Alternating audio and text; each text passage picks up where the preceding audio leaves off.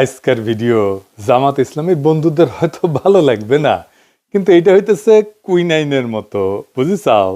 Doctor মানুষ তো, তাই তিতা ওষুধ দিতে হয় মাঝে মাঝে। এই নির্বাচনের পরে অনেকের মনে একটা হতাশা, জামাত কি আদৌ ক্ষমতা আসতে পারবে? আসলে কিভাবে পারবে? অনেকে কইতেছে ক্ষমতায় আসলে জামাত কি করবে সেটা বলে, কিন্তু ক্ষমতায় যাইতে হইলে যা যা করা দরকার তা করে না। কথাটা খুবই মূল্যবান। এটা যারা বলতেছে তারা জামাতের শত্রু না, বরং তারা জামাতের বন্ধু। জামাত এনসিপি জোটের মধ্যে বড় ভাই যেহেতু জামাত, তাই তাদেরকেই বলি এটা, এনসিপি নিজেদেরকেও শিখতে হবে, তরুণদের দল আস্তে আস্তে শিখবে, কিন্তু মূল দায়িত্বটা জামাতের। যদি এই জোট টিকে থাকে এবং এই জোট নিয়ে যদি তারা অগ্রসর হয়, তাহলে মূল দায়িত্বটা পালন করতে হবে জামাতকেই। সেই জন্যই এই এপিসোডটা মূলত জামাতকে নিয়েই বলা। এই কারণেই এই জোটের মধ্যে মূল শক্তি এবং প্রধান শক্তি জামাতের জন্য এই জানাটা, এই পর্যালোচনাটা জরুরি। জামাত যদি আওয়ামী লীগ বিএনপির মতো দল হইতো তাহলে এত কিছু দরকার ছিল না। জামাত একটা পরিবর্তন চায় জন্যে, এবং জামাতে ইসলামী একটা ইসলামী দল জন্যে তার ক্ষমতায় যাওয়ার পথটা কুসুমাস্তীর্ণ না। আমি একটা ভিডিও করছিলাম ভোটের আগে, জামাতের কাফের সাগর আমির বলতেছি এই শিরোনামে, যে আমি কেন জামাত এনসিপি জোটকে সাপোর্ট করতেছি।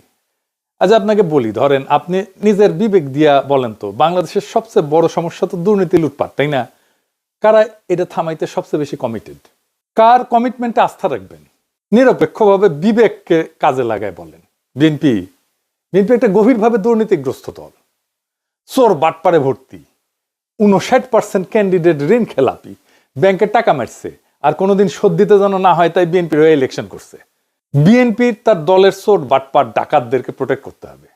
জামাত এনসিপিতে কোনো দলের ভেতরে চোরকে প্রোটেক্ট করতে হবে না তো। এই লোকগুলো ভালো, সৎ, এনসিপির ছেলেরা তরুণ, এরাই হাসিনাকে হটাইলো, লড়াকু, আদর্শবাদী মানুষ, ভালোবাসে তাদেরকে। তো আপনি কারে সাপোর্ট করবেন?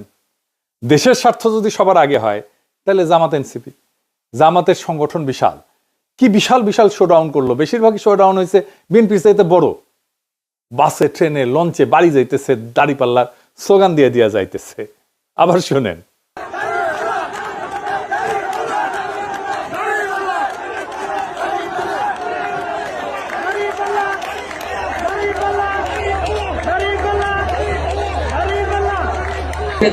অবশ্যই দাঁড়িপাল্লা। ইয়েস, কসবা। হ্যাঁ, এবারে পরিবেশ কেমন মনে হয়? নির্বাচনের পরিবেশ অনেক ভালো।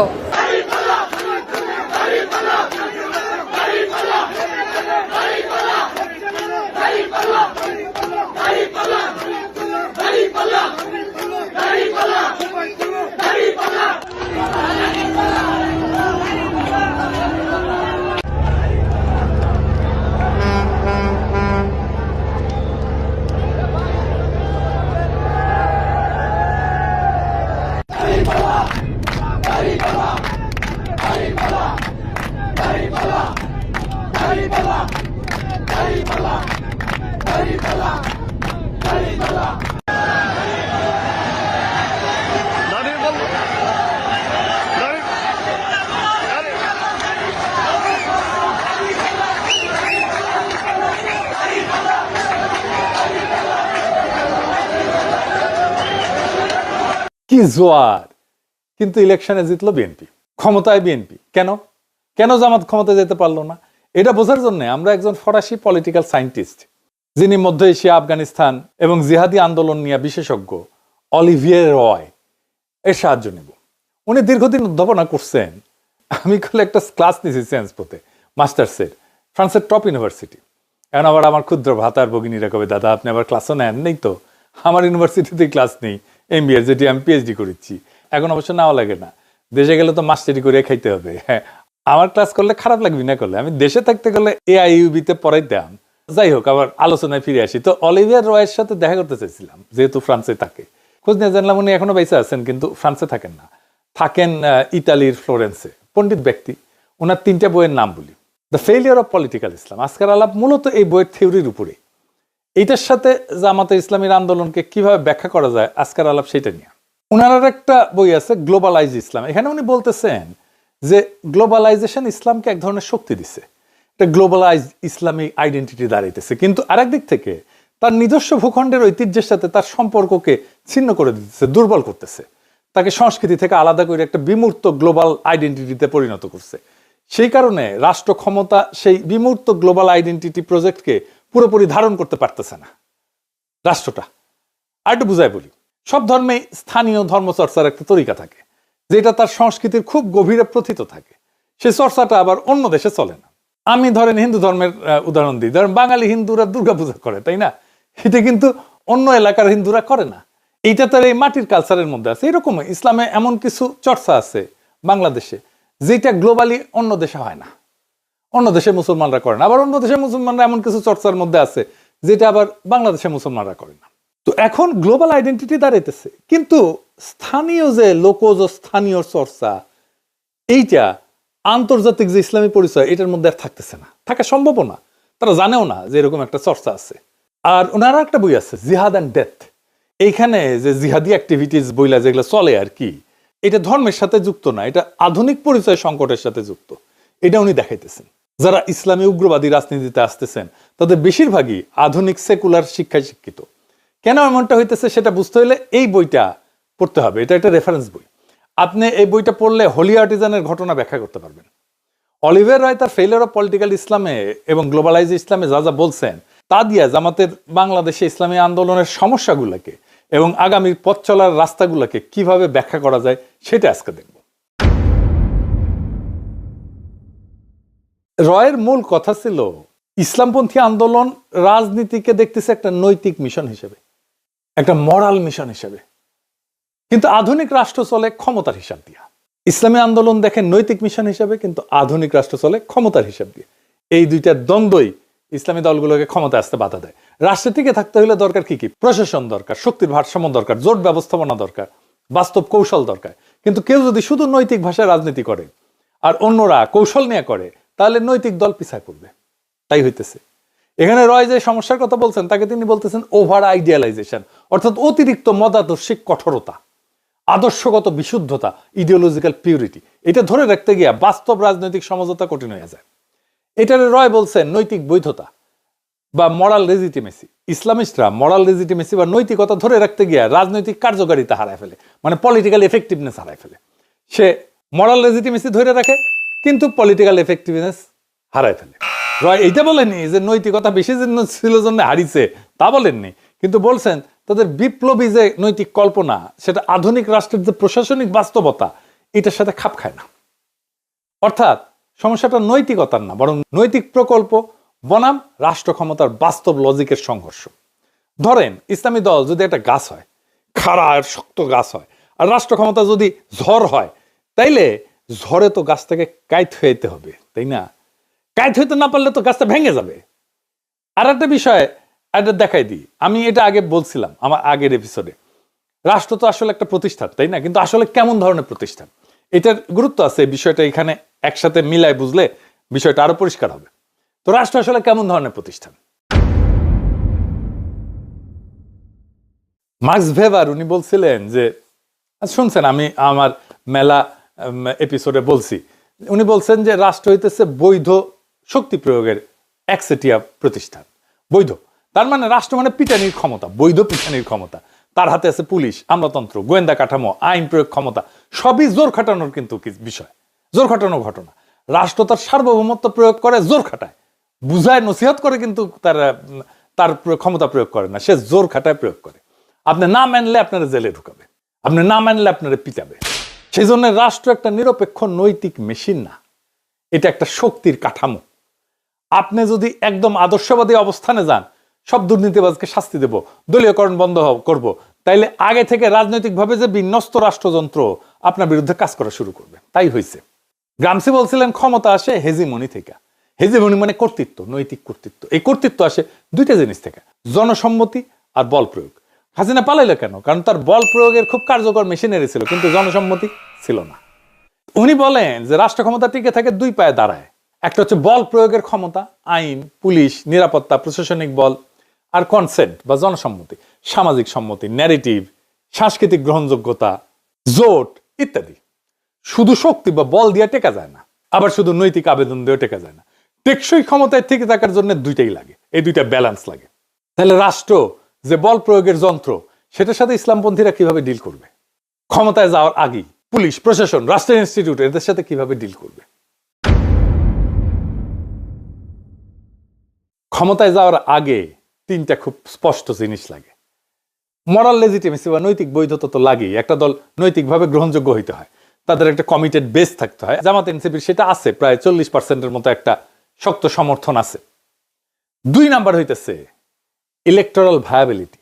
যেমন ক্ষমতায় যাইতে আমরা দেখতে পারতেছি যে 50%-এর বেশি ভোট লাগে।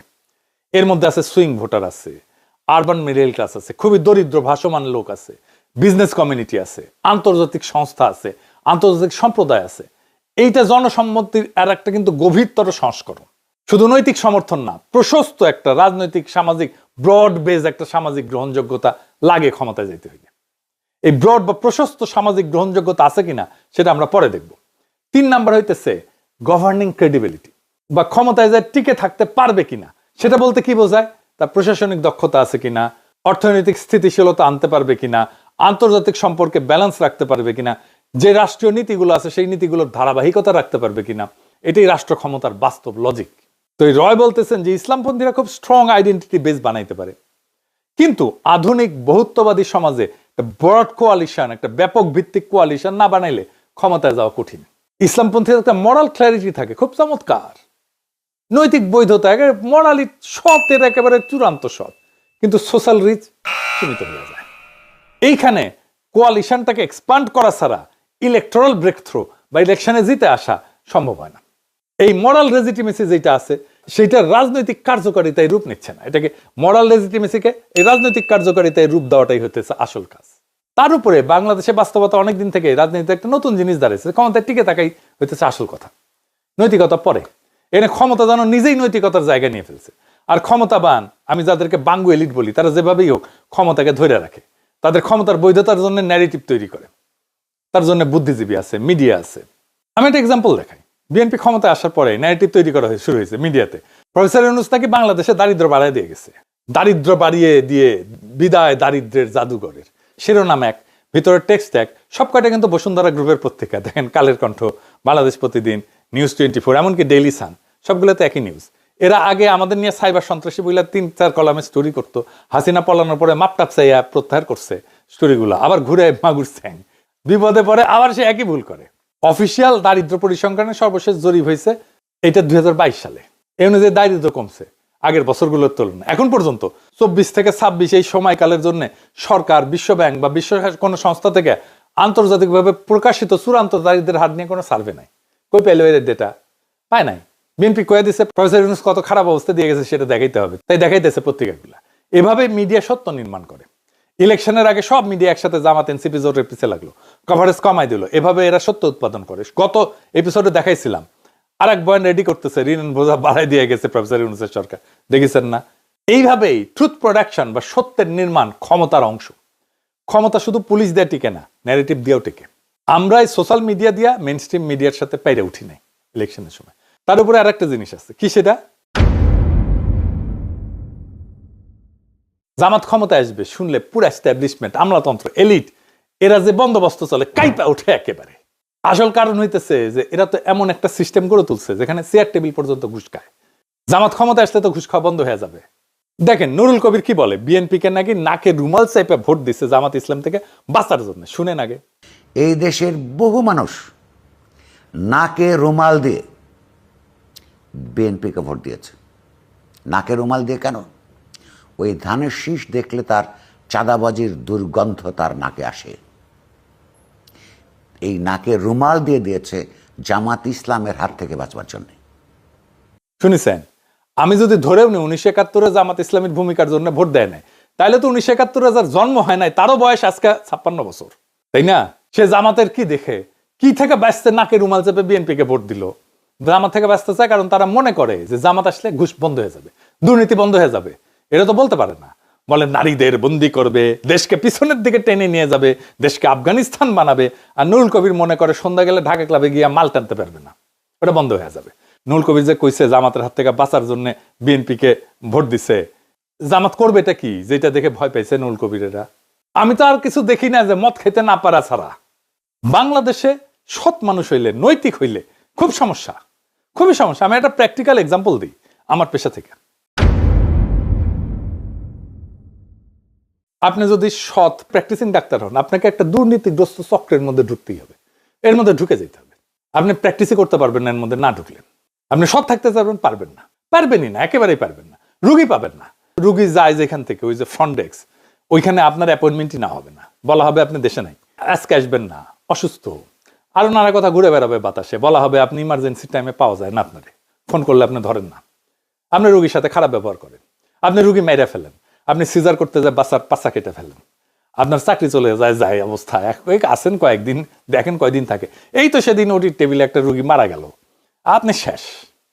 আপনার মেধা দিয়ে কি করবেন? আপনার ক্লিনিক্যাল স্কিল দিয়ে কি করবেন? আপনি তো ফেল ওই গেটকিপারের কাছে। এটা হইল শাখের করাত, যাইতেও কাটবে, আসতেও কাটবে। এই নৈতিকতা। নৈতিক থাকলে টিকবেন না, করাত ফেলে টিকবেন, কিন্তু নৈতিক থাকতে পারলেন না।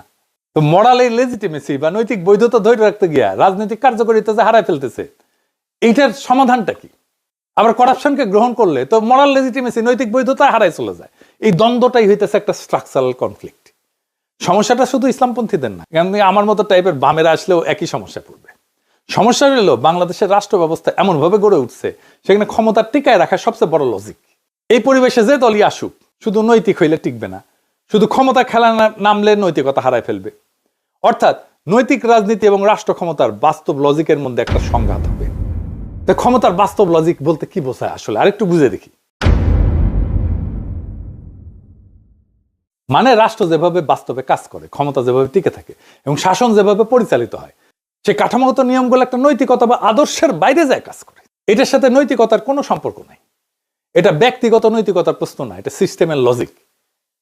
তাত্ত্বিকভাবে রাষ্ট্রের কাজ হইতেছে ন্যায় বিচার, জনকল্যাণ, নাগরিকের অধিকার রক্ষা করা, কিন্তু বাস্তবে অনেক রাষ্ট্র সবচেয়ে বড় লক্ষ্য হয়ে যায় ক্ষমতা ধরে রাখা। এর মানে বিরোধীকে দুর্বল করা, প্রশাসনের নিয়ন্ত্রণ রাখা, আইনকে রাজনৈতিকভাবে ব্যবহার করা, নিরাপত্তা কাঠামো নিজের অনুগত রাখা, এটাই ক্ষমতা টিকায় রাখার লজিক। আপনি যদি পুরাপুরি নৈতিক অবস্থানে থেকে বলেন সব দুর্নীতিকে আমি শূন্য করে দেব, সব দুর্নীতিবাজকে শাস্তি দেব, দলীয়করণ বন্ধ করব, রাষ্ট্রযন্ত্র নিরপেক্ষ করব, তাহলে কি সমস্যা হয়? কারণ সমস্যা যেটা হয় তা হইতেছে রাষ্ট্রযন্ত্র আগে থেকে রাজনৈতিকভাবে বিন্যস্ত থাকে। কিন্তু আমাদের মতো অনুন্নত দেশে যেখানে রাষ্ট্রীয় প্রতিষ্ঠান দাঁড়ায় নাই, তারা একটা সিস্টেম করে নেয় ক্ষমতা চালানোর জন্য, যেটারে বলে বন্দোবস্ত। ওই বন্দোবস্তের সাথে আপনি কিভাবে ডিল করবেন, আপনি কতটুকু ভাঙবেন? ভাঙলেই বন্দোবস্তের বেনিফিশিয়ারিরা কি ছিটকে পড়বে? যারা ছিটকে পড়বে তাদের কি হবে? আপনি কি দুর্নীতি একদম শূন্য করে ফেলবেন?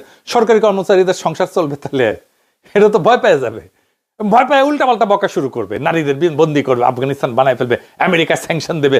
হালা কয় না যে আমার তো ঘুষ খাওয়া বন্ধ হয়ে যাবে। তো তাই আপনি একদম যদি আদর্শবাদী হন, রাষ্ট্রযন্ত্র আপনার বিরুদ্ধে কাজ করা শুরু করবে। তাই করে। এইটাই সায়েন্স, এটাই কনফ্লিক্ট, এটাই সংঘাত, এইটারে আপনাকে ডিল করতে হবে। তাহলে এটা ভাঙতে হলে কি করা দরকার?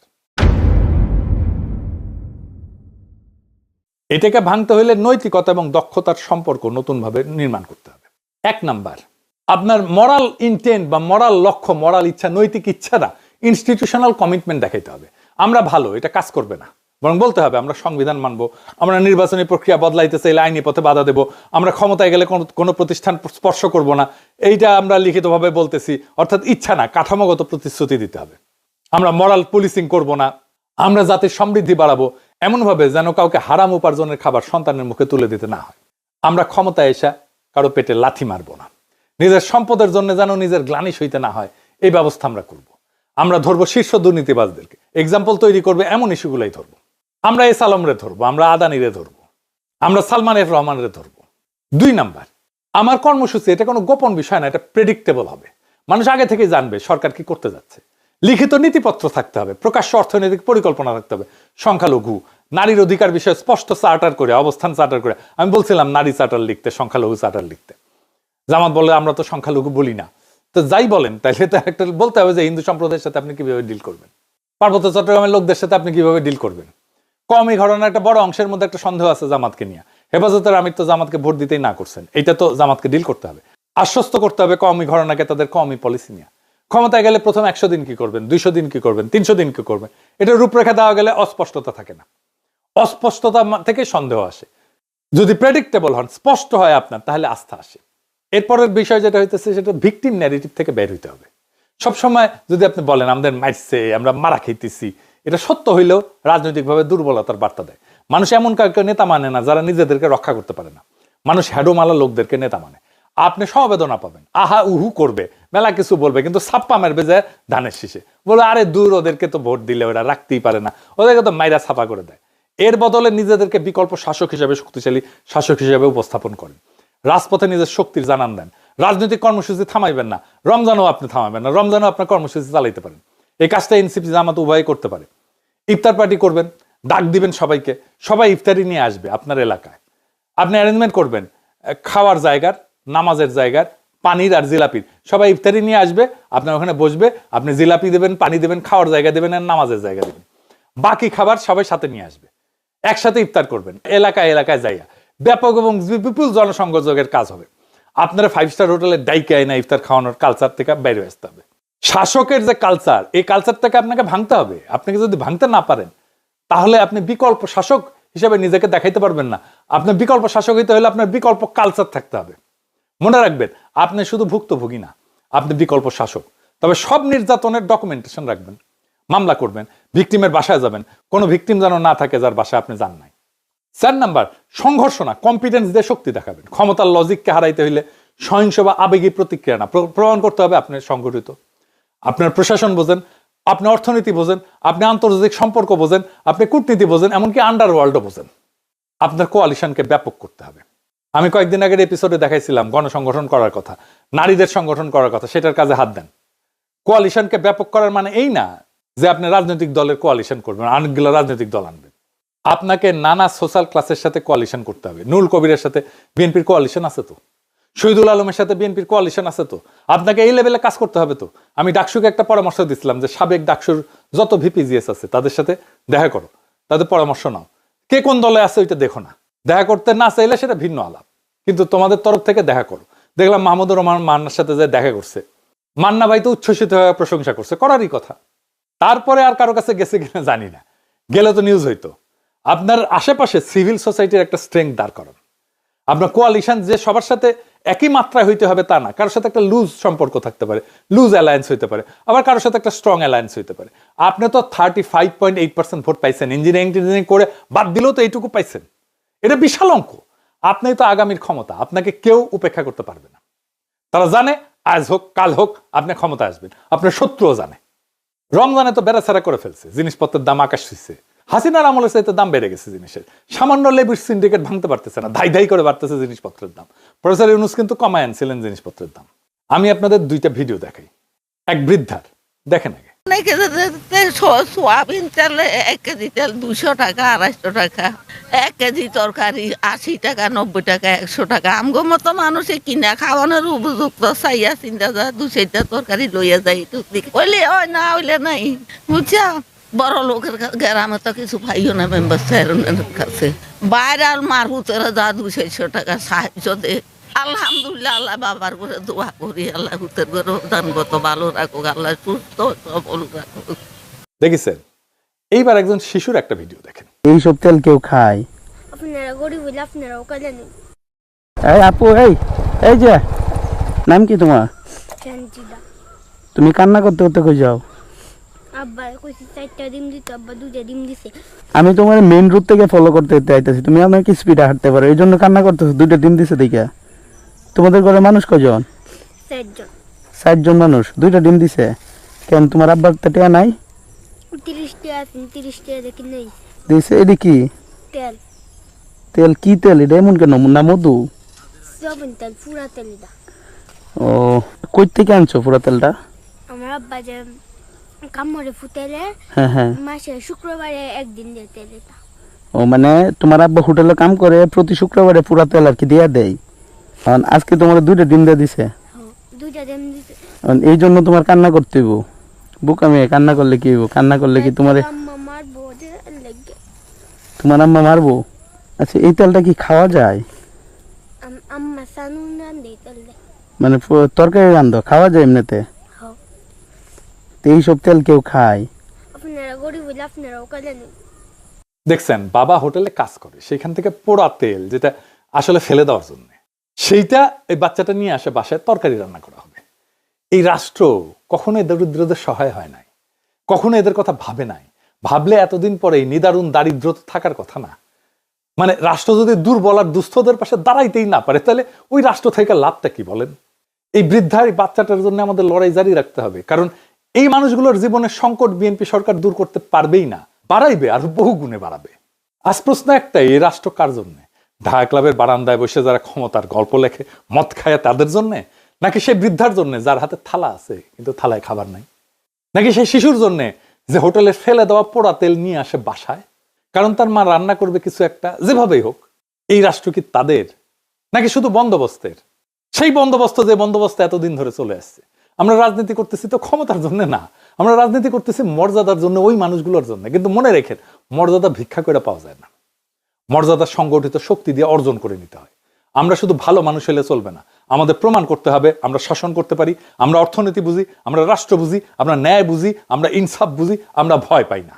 যেদিন মানুষ দেখবে এই শক্তি নৈতিক, দক্ষ এবং স্থির, সেদিন এই বন্দোবস্ত কাইপা যাবে, কারণ তখন মানুষজন আরো ব্যাপকভাবে আমাদের পিছিয়ে এসে দাঁড়াবে।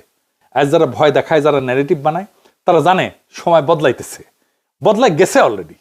এই লড়াই তো কারো বিরুদ্ধে না, এই লড়াই ওই বৃদ্ধার পক্ষে, এই লড়াই ওই শিশুটার পক্ষে, সেই শ্রমিকের পক্ষে, সেই দরিদ্রের পক্ষে যার ঘামে দেশ চলে কিন্তু যার ঘরে আলো জ্বলে না। তাই লড়াই থামবে না, সংগঠন থামবে না, আত্মবিশ্বাস ভাঙবে না, কারণ আমরা শুধু বিরোধী না, আমরাই আগামীর শাসক, আমরাই আগামীর রাষ্ট্র ক্ষমতা, আমরাই আগামীর শাসক হওয়ার প্রস্তুতিতে আছি, আমরাই আগামীর রাষ্ট্র ক্ষমতার ধারক এবং বাহক। ইনকিলাব জিন্দাবাদ, আজাদি জিন্দাবাদ।